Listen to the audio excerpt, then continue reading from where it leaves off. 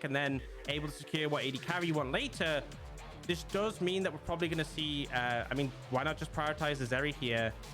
Question is, what does JDG do? Because Poppy is open and available, but so is Trundle. Lulu is open and available, and Yuumi isn't. You know, there's a lot of directions this could go. Absolutely. Renekton as well, something that we've been talking about that was banned last game by JDG, was not banned by them this time around, as they said, look, we're happy to give you over the Zeri if we get the Renekton.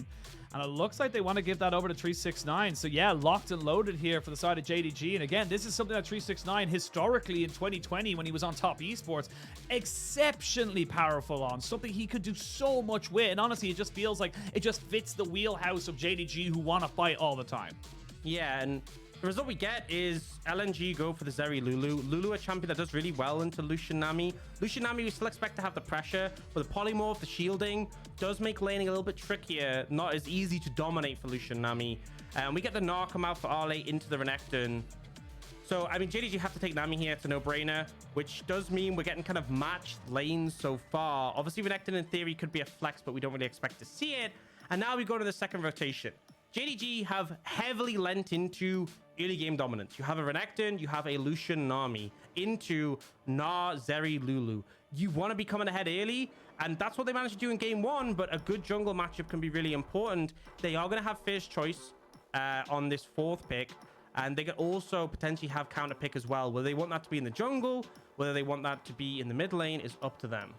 Yeah, I love the way as well we're starting to see some very unique bans coming out, very much targeted at different people. Of course, we might see the Akali banned away here by the side of JDG. They banned that and they were Nocturne in game number 1 as well. And for LNG, they've kind of switched it up a little bit, kind of saying, look, we're going to take away some of those big pocket picks that you have. We're going to take away things like the Nidalee, maybe even the Bel'Veth, something that can work as a carry, if you will. This is the thing I love about Kanavi.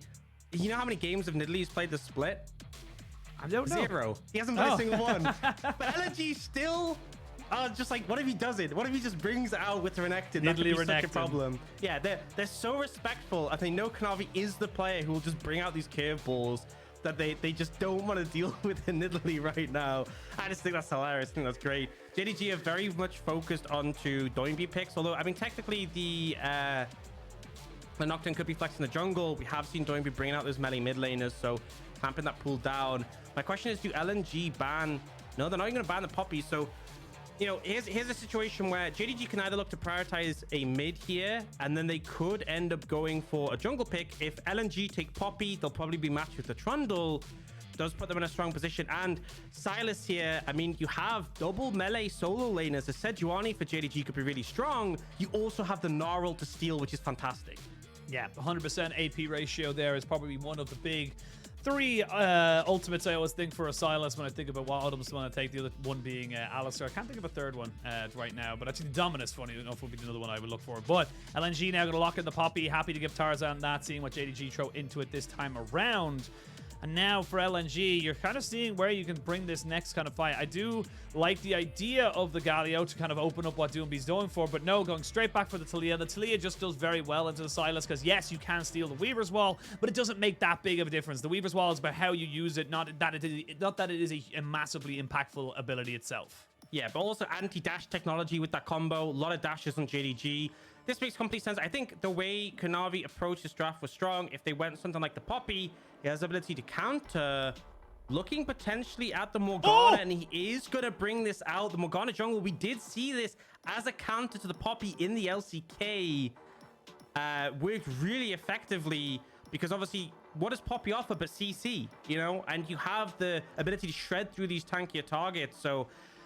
This is Kanavi. This is so typical of Kanavi being a player who'll bring out these curveballs, who'll have them prepared. Kind of why we saw the Nidalee ban and the Morgana. We'll see what it's able to do, but what a banger pickup. And I believe it was Canyon who brought out the Morgana up against T1 and resulted in a win. It wasn't actually against the Poppy there, but a really good matchup into it. I mean... how do you prepare for this? It's such a pocket pick, and it's probably why we saw the Nidalee ban, because maybe LNG were like, well, we have to get rid of something. We have to make sure he can't get some kind of crazy pocket pick. Here's another one. AP-AD topside. That's going to be so much damage to deal with. Yeah, I mean, there's a lot of damage output on the side of JDG. you know, there's a lot of scaling on the side of LNG. They have the anti-dash technology. We talked about the Poppy and the Taliyah. They have the Lulu Zeri. But early pressure, I expect Kanavi just to run circles around Tarzan in this game. You have the super fast clear off the Morgana. If you get momentum, that's the thing with junglers. The reason why Snowball on the jungler can be so powerful is like, you know, if you can clear camps as fast as you have the damage to do so, as long as they're respawning in time. So if he gets ahead, he will just sweep up gold and become super powerful. Yeah, funny enough, it was Canyon who picked it up against T1, and actually Pyosik picked it up against ERX as well this split. So yeah, I think that was the matchup. That was the one against the Poppy, but he actually lost that one. So you know, not exactly a great omen if you're a Morgana jungle enthusiast into the Poppy, but regardless whether or not you like it, this is going to be a hotly contested pick now, or not even a pick, a hotly contested jungle coming into this one here, because like you said, when you think of Morgana, you think of all the things they can do to just stop all that momentum, all that CC that can come out from a Poppy. Tarzan's going to have to pick and choose his rivals very, very carefully, and if they use that Black Shield too early, JDG could be in trouble as well. Oh, they're looking for something. Oh, Light just backs away. He's fine. It's a really strong level 1 for JDG. If you hit like the Sylas stun or a binding, they're going to go down. But yeah, I mean, just expanding on that point, like that's the thing with Poppy. The reason she's so powerful is she slams you into a wall. The stun is 1.6 seconds at rank 1, and it does go up with levels, but you do max it later. But like that is the main thing Poppy does, is stun and burst. Black Shield means you can't do that. And also, we talked about how the issue for this JDG composition, you're a short range comp with melee solo laners, you're playing into a Taliyah, into a Poppy, into a Lulu. These are all fantastic at shutting down melee champions, but it's because they have CC, right? Black Shield has a ton of value here in allowing JDG to function. But yeah, going to team win cons, JDG won that early momentum, and it'll be interesting to track how they can find that. Light and Luma are playing pretty aggressive in this level 1, but Kanavi is going to be the focus, I feel, for this game.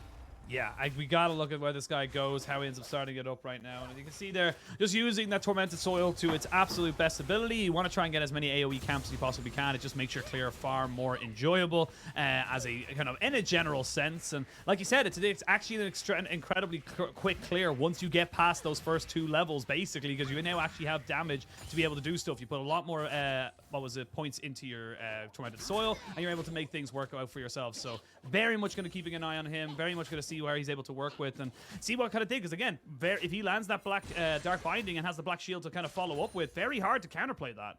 Yeah, and he's been doing, I believe, Grump and Blue at the same time there. I think he was, or maybe just getting them both done in sequence. But now 369 going very aggressive. I mean, he's going very aggressive, but Allah has Tarzan here. Flash away! Oh, 369 gets himself the solo kill, but will he be traded back? That is the question. The Q doesn't get the second proc right now, but the red buff is going to do a hell of a lot of damage. He's dashing, he's slashing, he's making it work. Oh, Lord, that was close. I actually thought he was going to have it there. The thing is, this is the level 2 Renekton, right? If he was level 3...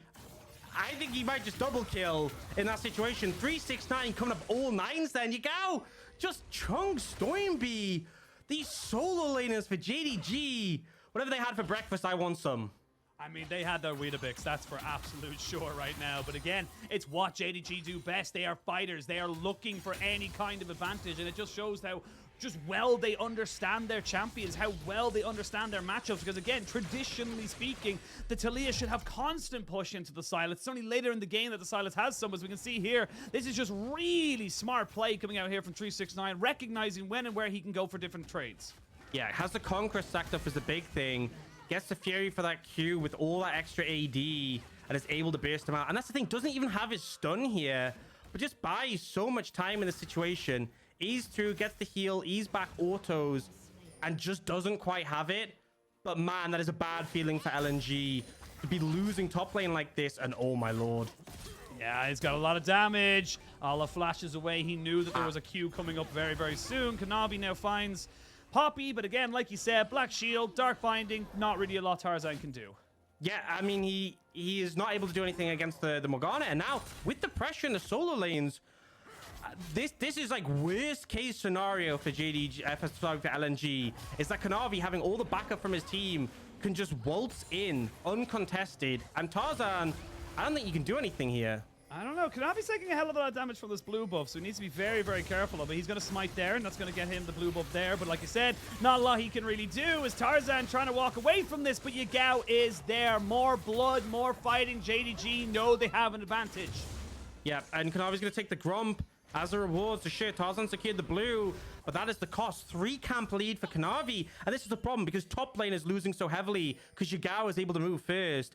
Tarzan is just going to get picked apart now, and Kanavi will continue to look for these engage angles, and Hope and missing now level 4. The Lucian Nami is really spiking. It's going to be so hard to contest, and Tarzan does get that good initial stun and a lot of damage in Kanavi. But Kanavi, even though he gets chunked, is so confident. He knows that follow-up won't work again because of the black shield. And remember, the damage from Poppy Z is doubled if she hits you in a wall. And obviously not able to do out the black shield. And then the CC chain, the power of the Renekton, the point-and-click stun means that Yagao is guaranteed to connect on the back end. This is just great from JDG. They're already building themselves up to about 1,000 gold lead. And it comes off of this top side. We saw this in game 1 as well. Just the focus they were able to bring it. But then this one does feel like it's coming a little bit more. Ooh, missing. There are binding stands as well as the aqua prisons. They're going to have to force the flash from Lumao. But the single target CC is too damn strong. And you just can't be letting that stuff go. Yeah, I mean, one hits and the rest hits. That's how it goes. Bubble, notoriously a hard skill shot to connect because of the slow travel time. And one of the things is the travel time of the bubble is the same if it's like right next on top of you or max range. But when the binding hits, how can you miss? And Lumao ends up not only going down but burning some. So we have Yagao with an extra kill. We have bot lane who've got a kill. 369 as well. All 3 lanes winning with a farming jungler in a good matchup. This is JDG getting everything they want and more. It's almost a 2k gold lead already. Yeah, it's getting hard. It's probably the best way I can put it right now. As we can see, Allah, he's got level 6 for 369, and there's nowhere for you to go, my son. 369's hitting 9s all the way to the bank. This is just 999. Fantastic performance in game 1. Game 2, the early prio on the Renekton, a pick that is so controversial that people say, why is Renekton so highly prioritized? This is why. This is what you can do in the hands of a player like this. And 369 just finding this great window, knowing that Olive doesn't have the flash. And importantly, there's nothing for him to bounce off. With the Gnar, if there's a wave, you can bounce off it to get further away. Because there's no wave behind him, just gets jumped on. The double dash comes through, and 369 is becoming a scary menace on this Crocodile. And this game is starting to run away from the side of LNG, similar to game 1, but it just feels like with the tools available to you, it's not a Sejuanian topside, it's a Renekton, much more powerful when they get that first item spike. It's not a tankier jungler, it's a damage farming jungler, like you said. It's things that will just scale and scale and scale into a much bigger mid-game monster. And honestly, I was hyping up Allah at the start of this one. He's solo killed everybody else, but so far he's been solo killed in each of the games. Which, you know, I feel like if we'd seen this matchup in the regular season and this had happened, I really would have been a bit like, yeah, okay. But Arla has been on such a massive step up in playoffs. Like you said, like I feel like the big one was going up against the Shy and really dominating that matchup. I gotta hold this thought because LNG's bot lane looks like they'll be able to get out of that one. But yeah, as I was saying, Arla dominated the matchup into the Shy. Did get obviously help from his team, but like he has been so on form. Which is why it's even more testament to 369 that he's going up against Arle in peak form and just running away with it. LNG will go for the Herald, given that JDG did heavily commit bot side, so they will at least get something out of that play. They'll get something. It is not a lot, to be perfectly honest, but they will get something. So we're kind of coming back into this one here, and it's going to be more pressure from JDG, more just kind of pressure points for them to be able to kind of work from. And again, they're not really under any pressure. They can throw out a dark binding knowing they're going to be able to follow up on it. And even if they don't want to, if they hit it, they know they can kind of, you know, put the pressure onto LNG. It's LNG who have to be a little bit more proactive, and LNG who have to be very careful because you got a tidal wave into a bubble. But Light's now pushing onto Hope as this Zeri trying to make this one work with the barrier. The heal comes out. It's so close between these AD carries. The flash from Hope as Tarzan finally joins in. You can even see Doinb joining as well. But no! Hope is good to try and trade it back, so even if he dies, he knows he's done his due diligence. He's going to try and maybe aggro this one away from Doinb. He's going to get a play as well. JDG making the best out of a bad situation. And now we see topside, JDG's response.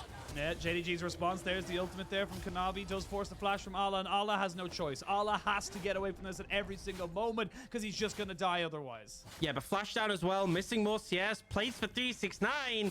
Oh, it's just an absolute disaster. I just can't believe that JDG managed to get away from that one. It was a nice setup play for missing. But here's one of the problems with Lucian Nami, is that once you use all your cooldowns, there's not much left in the tank, right? They don't quite manage to kill Luma with the culling. And Hope, look at him. He's just altering Light like, oh, God, I don't want this. Light is the one who has the extended DPS. But the great call is at this point, Hope's starting to get cooldowns again. And they go back in for the burst on a Light. Light not expecting. He could have just backed away. Oh, fight, break it out. As soon as we come back in, we get no time. We get no time. I do actually believe LNG took the Rift Herald there, so very nicely done by them. They got the dominance. Yeah, Tarzan has it in his inventory, so a small silver lining to try and bring back this gold, which is 4,000 now, 3.5. Wait, they already had the Rift Herald, right? Because they picked it up on that bot side play. So wait, what happened here then? Yeah, they already had the Rift Herald. So, yeah. Look, we're going in and out of replays. This is getting a little bit tricky to keep track of, but it looks like LNG just try to stop them from doing this, and It's literally like that question mark ping you always give your teammates. You're just like, what is this? I don't do that. I'm not toxic. Oh, dear me. LNG now looking to see if they can catch out JDG, but Tarzan does get the Mega Gnar out of Yagao's pocket and also the tidal wave as well. But Lumao, you're caught, buddy. I feel like you needed to flash a little bit earlier than that. Uses the wild growth, gets hit by another aqua prison. He might as well be a fish because he's been underwater literally the entire time of this game. JDG are relentless Aux. They are unwilting, unwavering in their pursuit of demolishing LNG. And this is what I expect from JDG. Non-stop action, just kills galore, fighting non-stop. 2-1-3 on 369 the Renekton, 2-1-0 on the Lucian, 3-0 on Yagao. It's already a 4,000 goal lead, 4,500 just about at 11 minutes into the game. And bear in mind, LNG got the Herald. They haven't used it yet, but like the JDG just did this without a Herald, which is kind of the mind-blowing thing. They are just crushing right now. Yeah, they are decimating LNG right now, and JDG, they're happy to keep pushing this one here. I will say, if you can stabilize this as LNG, get yourself up to maybe an item or two onto your AD carry and into your mid lane, you have an opportunity, and it's only an opportunity. As you can see, 369 constantly pushing in, and honestly, I love what they're trying to do right here. Now they're kind of saying, cool, Light, you are our win condition. We're putting gold and resources into you. We're going to drop down the Rift Herald here because we actually have a priority. 369 is walking straight in onto the top side because he knows just down how powerful he is. He's not even going to go to play the Rune King build. He's going Gore Drinker, so he knows that he can just be a lot better. Yeah, it'll be less damage than the Blade Rune King build, which obviously is really good for bursting targets, but super bulky already. That heal coming in pretty clutch in those extended fights. But yeah, JDG managed to stop anything more coming from the Herald. Obviously, he gets thrown down. They get a decent amount of plate gold, positive for LNG, but they don't get anything more. They don't get the tower, and now JDG are pressuring forwards. And it's so scary, right? Because you can't engage on them with the Black Shield. If the binding hits, you're just dead. Yeah, Tarzan. And bubble hits. Bubble hits. Tarzan trying to now jump onto 369, who's a cop with a rock in a hard place. And with the dominance will not help you here. Tarzan picks up that kill. Probably would have liked it to go over Light, but in those situations, Aux, you cannot leave it a chance. You have to kill him. Yeah, when he has flash, you can't risk him being able to flash and then dash away. Bit of a 3 from 369 there. Not the best play after a good game. But the pressure continues. Even with the Crocodile down, they're going to continue to keep putting pressure on this tower here. Missing as well, something to bear in mind. Oh, not going to follow up on that one. But plate gold split between them, but also missing with the Spell Thieves, getting a lot of gold from altering the tower. He's going to have his mandate finished. I think Hope will probably have his rapid fire finished or be close to. This Lucian Nami is going to be spiking extremely hard off these item pickups.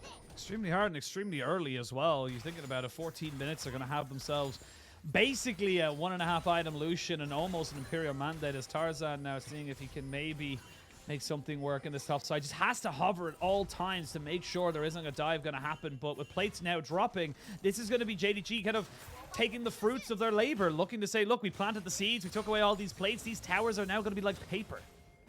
Yeah, I mean, there's no way you can defend this without the plates. 369's moving up again. I think LNG just have to give this one up. They're going to try and defend it as best they can. The Aqua Prison does not land, but it does force the dash out of Light, so won't have that for a couple more seconds. I mean, yeah, Tarzan's there. Tarzan and Doinb moving over. You got to respect the Poppy with the Hex Flash being able to get over the wall. But now the reset comes in. 369's wit in the area, so he might just be able to pick up the tower himself. We don't quite get the rapid fire from Hope. I think that's why he wanted the first tower. But the mandate is there. This is kind of like the one-shot territory for Lucian Nami. This is where it starts to really pop off. Dragon is up, and I think JDG might just look to prioritize that. Yeah, first tower goes down. Kanavi picks up his Leandri's Torment. You have first items across the board. They're so rich on the side of JDG, and 4,000 gold, nearly just above it right now. No one's really prioritized these dragons as of yet, but 369 is going to say, hey, Shelly, how's it going? I'm going to be making myself a very good friend of yours as we kind of tussle it out here in the Baron Pit, but again, more and more pressure, more and more tools available to the side of JDG should they want to try and make something work around the map. Yeah, what I love is they know that 369 is strong enough and they have enough presence mid. They don't even need to actually send more members for the Herald. 369 will solo it and they'll keep pressure bot side, but LNG going for a play. They're going for a big play here. 3v3 as they look for it to flash in. Hope does get the cleanse and has to flash away as well. Lights joined the fight now. As you can see now, Yagao is here. He does steal the Zeri ultimate. Not the most impactful. Will do a hell of a lot of damage as he jumps straight back in. He gets himself knocked back though, and they take out the Poppy. Yagao is going mad in this fight right now, but Light still got some damage of his own. They really want to try and turn at least one kill, but the Dark Binding is good, and Hope's got the burst. Hope cakes down the LNG AD carry. Doinb flashes away as he tries to kite this one out. Hit by the Dark Binding, has to immediately cleanse it away because he knows he's dead either way. Not quite able to hit the Ardent Blaze as JDG get everything despite LNG looking for the fight. Yeah, I mean, LNG thought that was a window. The cutoff comes in, but JDG respond perfectly. The kiting, the use of the health bars almost as a resource. They're able to get everything. They don't quite get Doinb. But, I mean, you get bot tower, you got the Herald on the top side, Dragon's still available for you to take when you reset, and you got 3 kills. This is JDG's game. And you can see, I love the concept of this play, right? Tarzan goes in for the stun on the Hope, but the cleanse instantly comes out. And then the chase down with that big W from Light is looking really positive. But Yagao, I mean, after that play in game 1, he's wasted no time popping off in this game 2. Then we see the follow-up coming as well. Hope waiting for this window. The bubble over the wall onto the binding. Actually, it wasn't the bubble, sorry. It's the binding, and then Hope able to take that opportunity there. Just fantastic play. And then Doinb does cleanse at the end, but they picked up that Herald. Dragon is still on the cards. JDG don't want LNG to take it because they don't want them to get that objective bounty, but they're just looking to accelerate. Look at Yagao. He's got a Medjai's and he needs more stacks. He needs more souls to steal. That's up to 14 stacks now. This game is all but over. It would take a monumentous blunder from JDG to drop it now. And LNG, they look lost. Yeah, I mean, this is a bigger deficit than game 1. And this is JDG playing a composition that suits them so well, that aggressive early play and playing it to a T. They are not giving any room for LNG to breathe. And we can definitely say LNG have scaling elements of the composition. They have Zeri Lulu, right? We all know how powerful that can be. But JDG just not giving them the opportunity to get to that point. It's a very late first dragon. That is the one saving grace I'll say. JDG have been so focused on getting a gold advantage that they've left this dragon very late. Even with them taking this cloud now, the earliest we'll see a soul is like 34 minutes. So at least LNG don't have to worry about a soul win con anytime soon. No soul win con, but honestly, I don't think they need it, to be perfectly frank. They don't need to know. And honestly, it feels like, yes, we talked about the top side and why it was so pivotal. I think Allah's just been gapped, like, straight up. There's not really other way to put it. I think that 369 has looked far better in the top side of the map, has made it look more competent, more comfortable. And unfortunately, it does mean that because Allah's having such a terrible time, Tarzan's had to cover. He hasn't really been able to be proactive like we normally see him because he has to cover for his top lane. And now he's being bullied even again. Yagao TP's in. Hope's here for a little bit of extra movement, but he gets the flash over the wall. Again, JDG, they know they're so strong. They know they can fight over anything. They don't need an excuse. They're just not given any room for LNG. It's like any window they see an opportunity, they look to punish. And yeah, they only get Ole's flash there, but they don't really burn anything in return apart from the TP. and they're just going to keep looking for these windows to apply pressure, keep fishing for these opportunities, these picks. And that's the thing, this composition can play so well for picks. You have a Morgana with that long-range binding. You have Lucian Nami who could just burst anyone on a whim. We did get that rapid fire completed for Hope, so if he sees a target overextended, one rotation of abilities, that's all it's really going to take to cut through at least the squishier targets. And I mean, it's why, again, like, we're obviously focusing a lot on the top side, but you've got Hope and Missing now on 2 items, basically, for the Lucian, really putting under pressure. This is the power of the Lucian Nami. It's why we see it still so popular, so prevalent within the LPL, because when it gets ahead, when it gets to the resources it needs to get, this is what happens. Ola just got 2 tapped to half HP.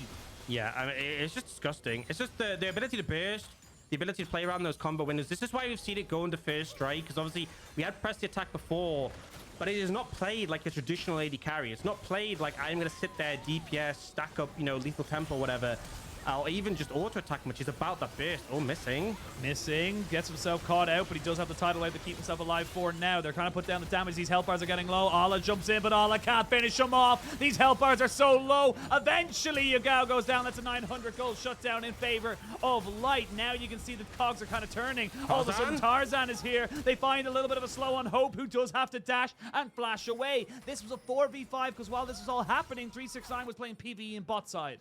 Yeah, not quite enough members of JDG taken down to make a Baron play possible, especially with the low health bars of LNG. And look, JDG are still mega ahead right now. But we all saw game 1, right? We all saw how close it became because JDG started making mistakes in the mid to late game. I don't think this is that. I don't think we've hit that point, but you have to bear that in mind. And here, Missing just so overextended, no flash available. Such a vulnerable target. I think it's kind of crazy that Missing doesn't die here. It definitely feels like the focus was very split. There's no way that Arlic could have easily probably just killed Missing here, but instead opts to put pressure onto Hope and Kanavi. So just I still think it's mind-blowing that Nami doesn't die, but the shutdown comes in. It goes on the Light as well, the shutdown from Yagao. So pretty positive overall for LNG.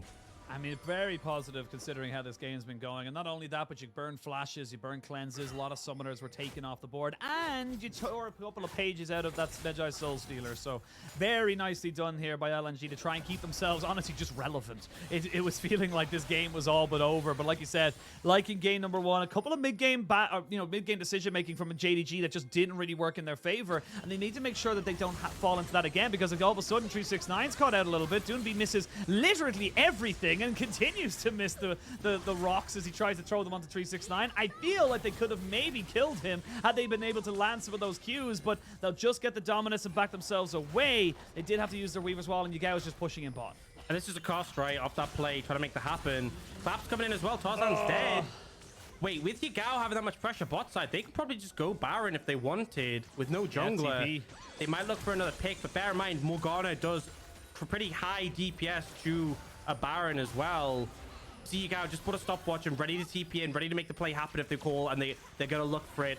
Morgana can obviously throw down that W, also has a decent amount of sustain. They want to try and find a fight, though. There's not really any good TP flank wards, and I think the poke from the Zeri might make them reconsider. It's 25 seconds till the Dragon. They'll just go towards that.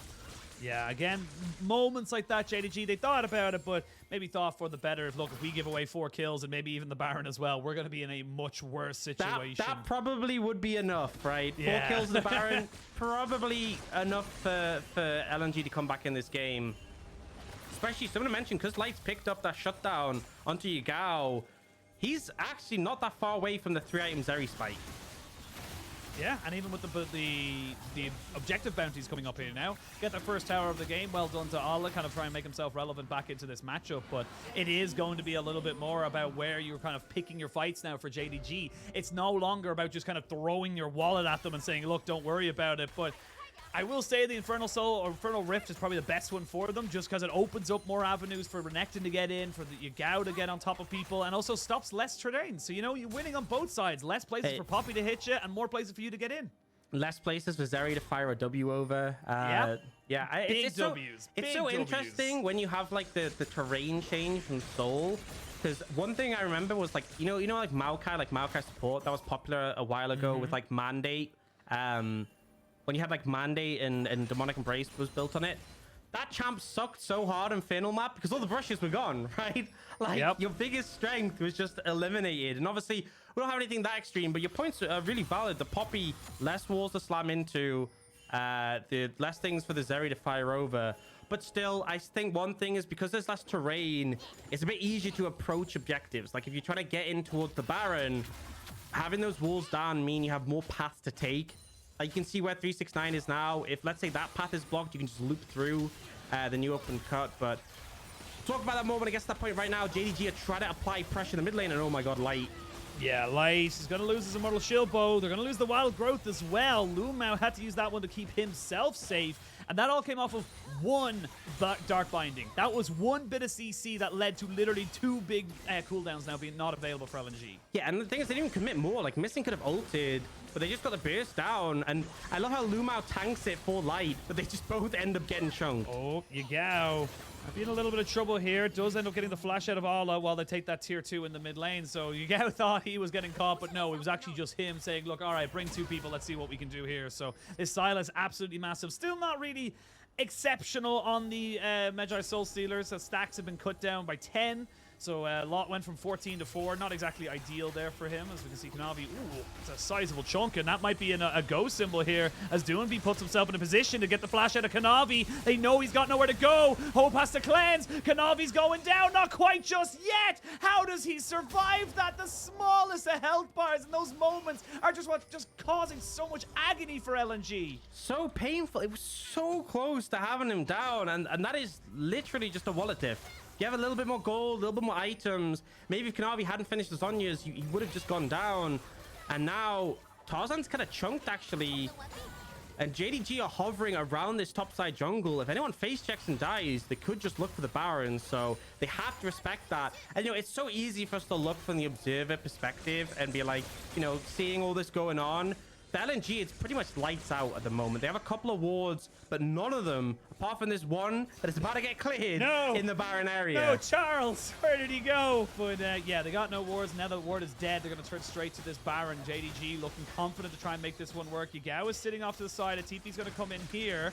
The Everfrost does get used on the Doinb. Doinb's actually quite large and in charge, I must admit. This Baron doesn't go down exceptionally quickly. It's still only 27 minutes into the game, so JDG, they're delaying this game. They're kind of pushing their advantage. Yes, it's still 7,000 gold. It is still massively in their favor. But like you said earlier, that Dragon Soul win condition is still about 6.5 minutes away, which is plenty of time to build up 3 and 4 items onto your carries of LNG. They got what they wanted, right? They got the TP from Arle, which is the big thing. So now 369 can really pressure the side lane. In fact, they can actually double stack the side lane, have Yagao and 369 push in. And then it's only really Doinb, I guess, you can contest because he does have the TP in the Weaver's Wall. But if you have a scenario where Doinb like over pushes a bit, which is pretty easy to do because you don't have any towers apart from the inhib tower, you could maybe have them collapse on Doinb, kill him. If LNG try and do anything around Baron, you just have them TP in. So definitely a precarious angle with that being down, but I feel like that's not really going to be the focal point for here. Dragon is up in 50 seconds, and we finally get it. The IE is completed by Light. Zeri is a champion. I mean, Zeri is a champion. If anything, she is even more than a champion. She's starting to get to uncontainable moments here. We saw what Hope could do on the champion in the late game, in the last game. Now it's on to a Light to make the exact same kind of impact. And even just being able to scout out for vision like that, just being able to see if someone's just hovering over the side because of the amount of priority that JDG have. And now 369, there's a TP coming in. That's going to be Yagao coming in here to try and maybe make something work here. Ala's found him. Ala knows that he's there, so they're not going to be caught out by the flank just yet. 16 seconds till that dragon spawns, and Ala's getting up towards Mega Gnar. Actually steals away the red buff as well. As you can see, Yagao tries to jump in, but that's on the Tarzan. That's a good tidal wave there onto him as he tries to get taken out. The wild growth is used, and they're kind of separated out right now. You can see the 369 trying to jump onto Light to make sure he take him out. Ala falls, and JDG are still pushing forward. He flashes in. He gets himself the cold of meat, and they're taking them all out to the cleaners. It's going to be 4 kills over to the side of JDG as they brute force their way into game 2. And they zoom on a 369. We all know that was all him. The rest of the team couldn't even reach LNG with the wall in the way. They only joined the fight at the end to clean up. But 369, this man mode Renekton beasts his way in and absolutely decimates LNG. I saw that moment where he was on top of Light, pots the Randuins, and you're just staring at this humongous crocodile like, oh. Oh, and yeah, Tarzan's gonna maybe look for a steal. He has Hex Flash, but they know he's there. Yep, they know he's there, and he's. There's no way you get close now. No, he can't. If they didn't know he was there, maybe he Hex Flash over. Maybe he gets another opportunity, but it's not quite to be. Baron goes over to JDG. It's now a 12,000 gold lead, or just a little bit underneath it. I don't even know if LNG have time to take this dragon. They're gonna try, but I don't think it's gonna be worth it. I feel like, you know, we have the Baron recalls, JDG beelining straight there. I don't think he's gonna be able to pick these up. And now, I mean, JDG have the Baron. They've already taken every tower outside the base apart from that top tier 2. It's gonna be really easy for them to push the game on. But here, Yagao ends up getting like bounced around in this fight. Fortunately, because he has the Zhonyas and the Banshees, he's quite tanky, able to survive a lot of punishment here. But it's all about 369. We don't get to see him pop off again because Yagao, once again, was in potentially a rough position there, but can just get away. Dragon is going to get taken down. And that's now 3. I said that Soul was going to come in really late in the game. That is definitely true, but we are approaching that quickly, and the game isn't looking much better for LNG. Now, we'll see 369 trying to now jump onto Doinb, who has no flash, remember, so he's just going to try and kite this one out. It's a fight on 2 fronts. You can see the rest of LNG now trying to defend their mid laner, but 369 is not afraid of you. 369 doesn't need the rest of his team. I will say Kanavi taking a significant chunk of damage, as you can see Tarzan on the bot side having a bit of a 1v1 against Yagao, but this is LNG desperately trying to keep control of their base as JDG come and knock it, and they want their money. I mean, they are just pushing in, and the fact they've taken down Doinb as well, a big part of the wave clear. There's no one really to stop. There's just no contest right now. JDG are dominating. They are absolutely smacking LNG about. You will have the Keeper's Verdict to maybe knock somebody out. It will get rid of 369 for the moment. Hope did have the Black Shield on him. Ala looking for something. But this late in the game, you can't even rely on a Black Shield being down, as now Yagao does have the wild growth available to him should he get in any more trouble, as Ala going to go into Mega and clear out that wave. So LNG, they survive for now, but I don't know if it's, are you surviving or are you living? That's the biggest difference in this game, because they're not having a fun time. Yeah, they are really struggling to find their ways back in, and like at the moment, yes, Light now has like the spike that we look for from the Zeri, but he's not doing any damage to 369. 369 is too tanky. He's got Death Stance and Randuin's, so you're not cutting through him. Even Yagao, even Kanavi, like everyone's bulky on this team apart from the bot lane, just because they have like the extra armor from Zhonya's and Banshees. Like, look at both the AP champs on JDG. They both have that double defensive that they've built, which just makes it really hard to punish anyone. And it's Dragon in 3 minutes. The Baron has timed out, but JDG, they managed to take the mid inhib and the bot inhib tower, but now they're looking at this tier 2 that's kind of exposed on the map. Here he comes. He's an absolute unit coming up now towards this. 369 knows that he is the guy who can make everything happen for his team. He gets in over the wall, clears out that vision, so they do not have a good idea where he is. And Yagao, with TP, can just join whenever he likes. He can put pressure because you already have super minions in mid lane. You're going to have him pushing now, knocking on the inhibitor in bot. This is JDG just playing this so correctly, so smartly, and kind of not even giving LNG an opportunity for a 5v5 where the Zeri pops off. Yeah, I feel like there's teams who, if they have a Baron, you know, or if there's a Dragon fight, they'll try and be aggressive, but between that, they'll just be a lot more slow paced. JDG are a team where they don't need Baron, they don't need Dragons, they don't need anything, just an advantage that they can leverage to try and apply pressure. They've taken that tier 2, and they're continuing that. The bot inhib's now down. Yagao's pushing super minion waves in. Well, actually, it's not super minion waves in the bot lane now, but like, LNG are pulled apart. Yeah, and they're going to have a Weaver's Wall to separate them out. Tarzan a little bit isolated from the rest of his team, but should be able to kind of clear this one out. I will say that Taliyah does have exceptional wave clear, especially this late into the game. So you are able to keep these waves at bay for now. You've got 2 minutes, 40 seconds on the middle inhibitor, about 4 minutes, 20 onto the bot lane ones. So plenty of time to be able to pick yourself up the Soul, pick yourself up a Baron before really any kind of lenience of this pressure comes in for LNG.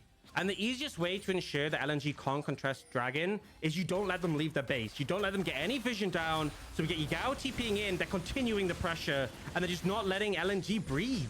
No, Tarzan gets chunked out to below about half of his HP. Alla gonna go mega very, very soon. But again, with the black shield available to Kanavi, he can pick and choose. Maybe should have chose himself. We're gonna hop in on top of him. Flash in from 369, a tidal wave to disengage. There's a keeper's verdict to knock back Yagao. They are still protecting themselves. Light goes forward as Light's looking to try and be the DPS. He needs to be the hero, and he gets the GA out of 369. Now this fight gets a little bit more dicey as the that gets burst down onto him. It's gonna put down the Mega Inferno rocket, but not quite enough damage. And Yagao goes straight in on top of this. Look at the dancing, look at the kiting coming out from Hope as he knows how he needs to play these fights. Doinb goes down. JDG are getting themselves another win, and they're going to put themselves onto match point in this best of 5.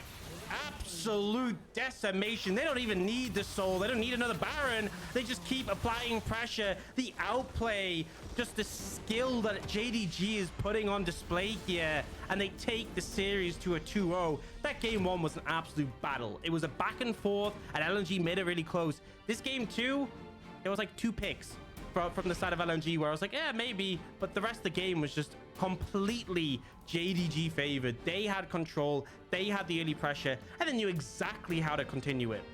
Yeah, great, just general play. And actually, I think I called the Ultra Shock Laser Super Mega Det Rocket right at the end there. So, but I was just getting so excited because again, the opportunity was definitely there. Super Mega. The difference is Super Mega Death Rocket does nowhere near as much damage as Ultra Shock Laser. It does steal a lot more Barons though. Yeah. In historical, yeah, so far. But yeah, Zeri's still a new champion. We gotta wait. We got time. We got time for Zeri to be able to do all the crazy things. So far, Yumi's been the objective stealer, I think, from the LCK and from ourselves. Dragons and Barons galore. But again, JDG, I mean, they just played it so well. And it does seem to be coming from this top side diff. It feels like 369 just having Allah's number means that Tarzan can't be proactive. They can't get that combination of mid-jungle going for themselves because they have to cover for Allah, who just gets put so far behind so early. Yeah, I mean, 369 was just absolutely stellar in this game. The fact that they put the pressure top, it was LNG who went for the early gank where 369 for the advantage, and he just didn't miss this entire game. He absolutely dominated. I just feel like the fact that, you know, he got to those later team fights, finding his way in, shutting down Light before he could do anything. 369, you know, I said coming into the series that I feel like he's looked like the best top laner in the LPL. The split, he has looked like that is absolutely true after these 2 games. He's been so on point. Yeah, I mean, 369, in my opinion, 369 was the top laner of the entire LPL. I think we've finally seen a resurgence of him from 2020. 2020, it was himself and Zoom. Zoom very much not at the top of the table, but 369 kept himself relevant, was on top esports, moved over to JDG. Couple of question marks about whether or not this would work out for them, and it just feels like such a perfect fit, really working out for themselves. And again, JDG saying, look, we're going to ban away the Renekton because we don't want you to have it, but if you don't take it, we'll gladly use that priority we have now on the top side. And look at the gold graph. I mean, it's just so one-sided. You know, 73 gold was LNG peaked at 73 gold leading the start, and then it was just all going in favor of JDG.